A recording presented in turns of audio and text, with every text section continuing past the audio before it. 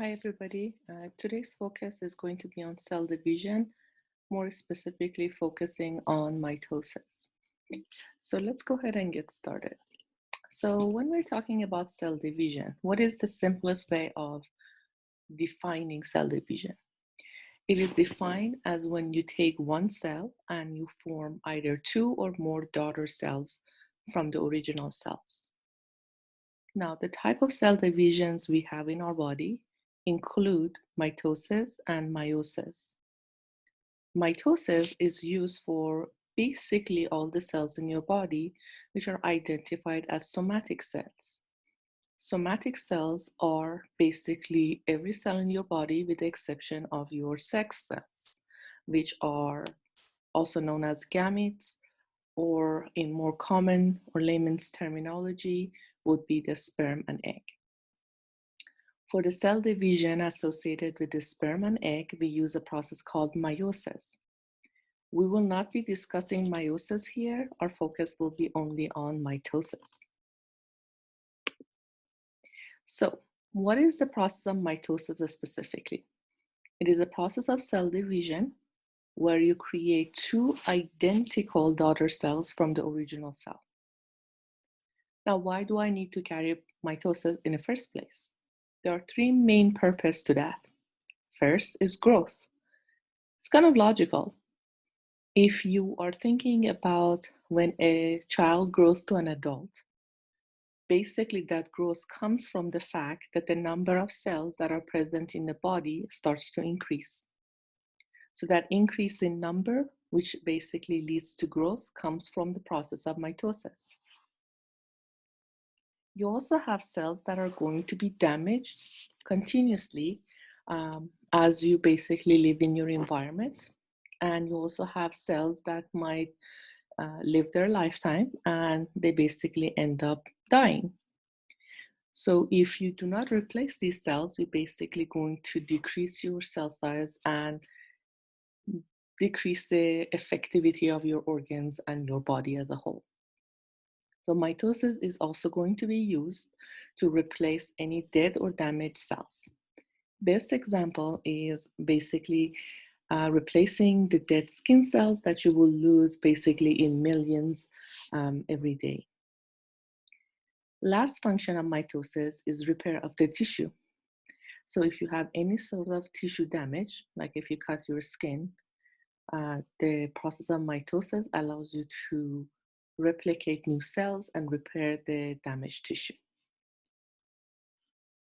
Now, for us to understand the concept of mitosis, we will look at some of the related vocabulary first. Some of these terminology might sound familiar as we have discussed them in cellular organizational level PowerPoint for our lecture. So nucleus. Nucleus is basically a large structure you typically see centralized in your cell. It is the structure which is going to be responsible for a storage of your genetic information in a form of DNA. Now, there is a protective shell around your nucleus. This is very similar to your plasma membrane, and this protective layer is known as the nuclear envelope. So in this picture, the orange lining that you see will be your nuclear envelope. Other terminology we have heard is DNA. Now, DNA, we have discussed them in detail when we talked about your organic macromolecules in one of our first lectures. DNA is basically the way your body stores genetic information, which eventually can be used to synthesize proteins. We also have a vocabulary called chromatin. Chromatin is when you take your longest strands of DNA and wrap them around specific proteins called histones. The purpose of this is to limit the length of DNA and also limit the possible damaging to the original DNA sequence.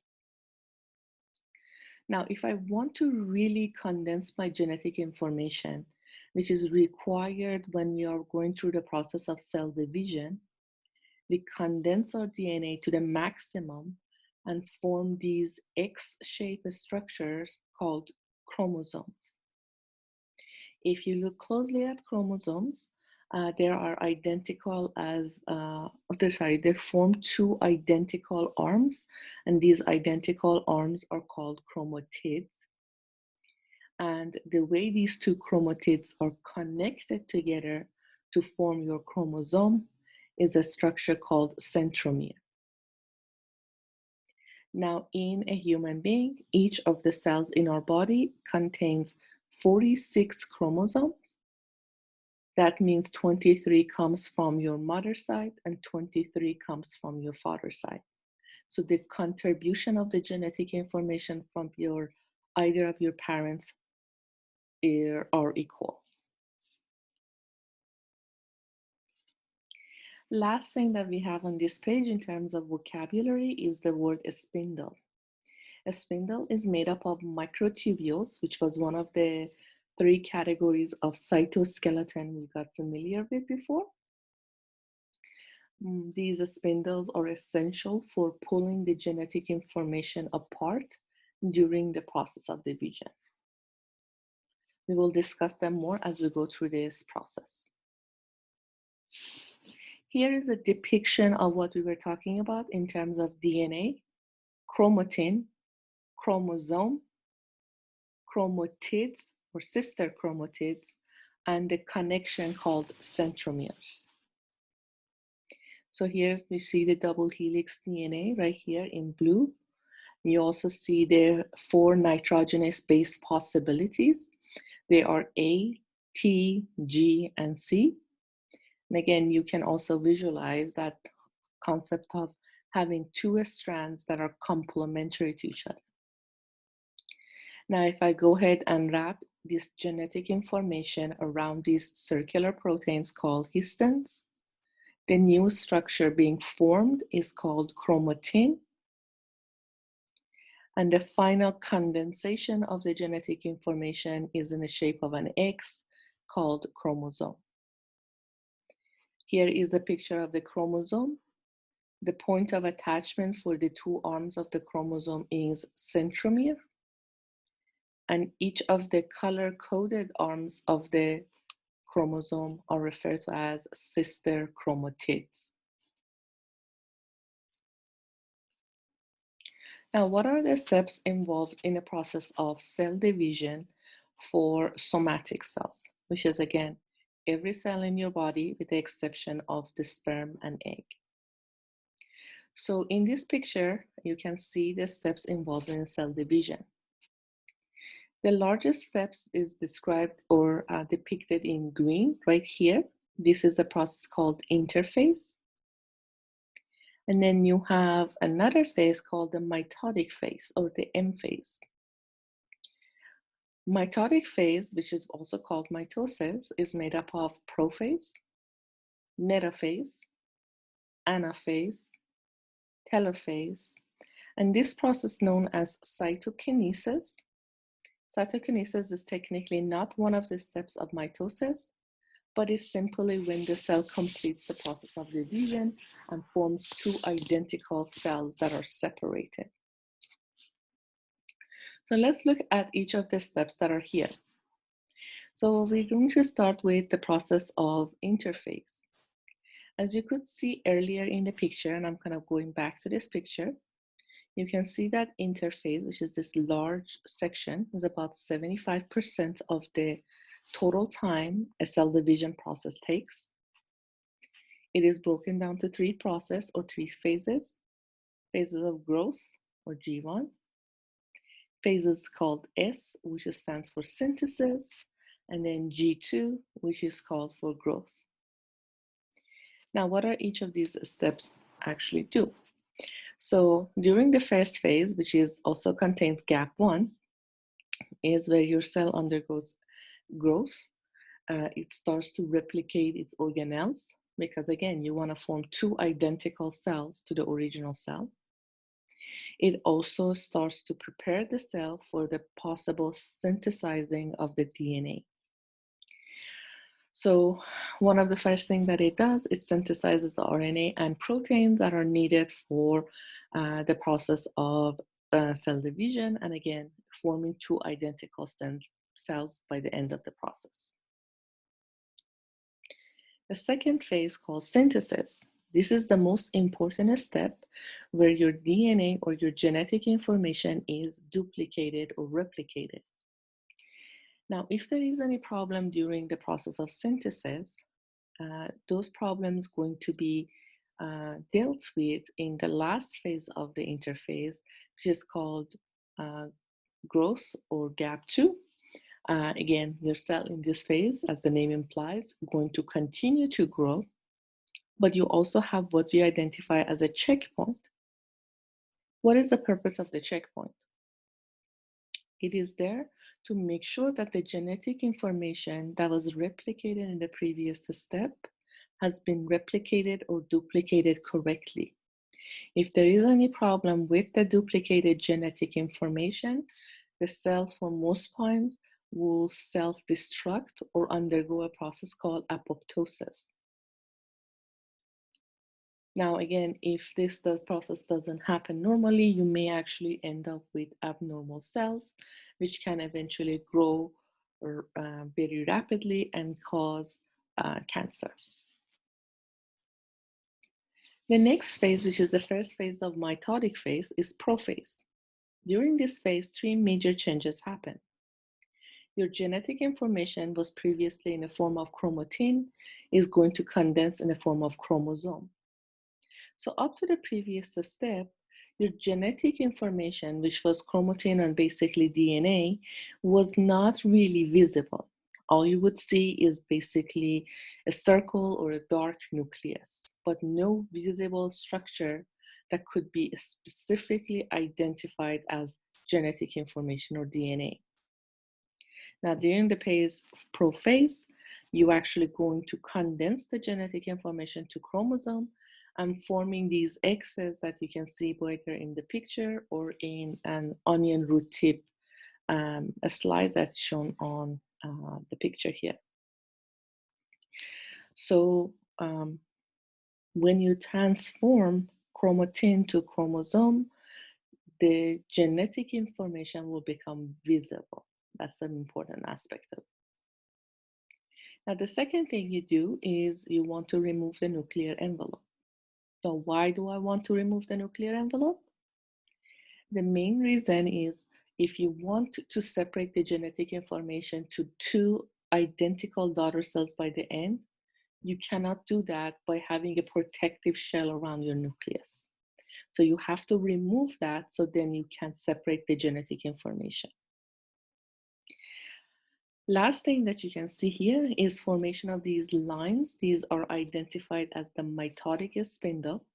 Again, these are made up of microtubules. And as you will see in the next few slides, they play a major role in terms of separating the genetic information and dividing it evenly between 2 cells. The next thing that will happen is a phase called metaphase.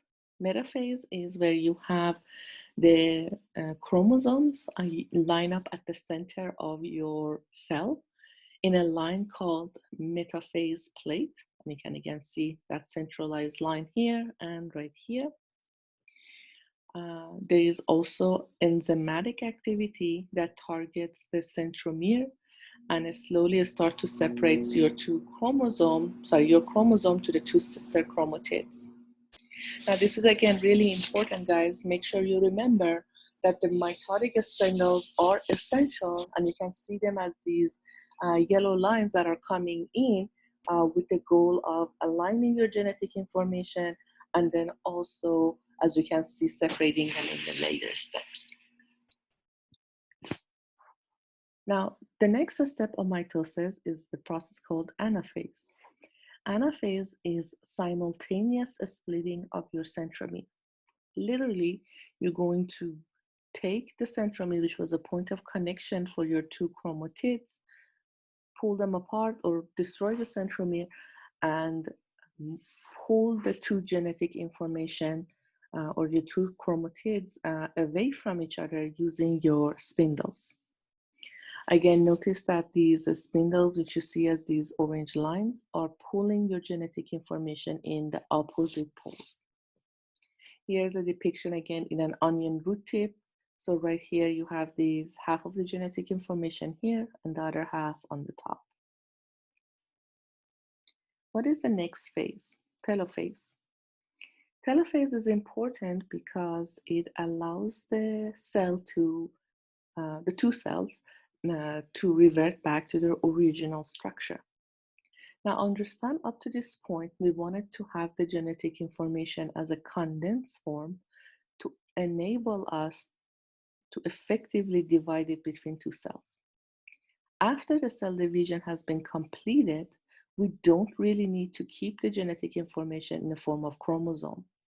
So it reverts back to chromatin. So that means that the genetic information goes from visible chromosome to an invisible or indistinguishable chromatin. The next thing that happens is that now your genetic information is vulnerable, so you are starting to form the nuclear envelope around your genetic information. Lastly, you do not need your spindles anymore as their job is already done. They pull the genetic information apart, so your spindles are going to be broken down. If you kind of look at this step and compare that to prophase, which we discussed earlier, you will notice that the steps described here are exact opposite of the process happens in prophase. So in many cases, telophase is described as prophase in reverse.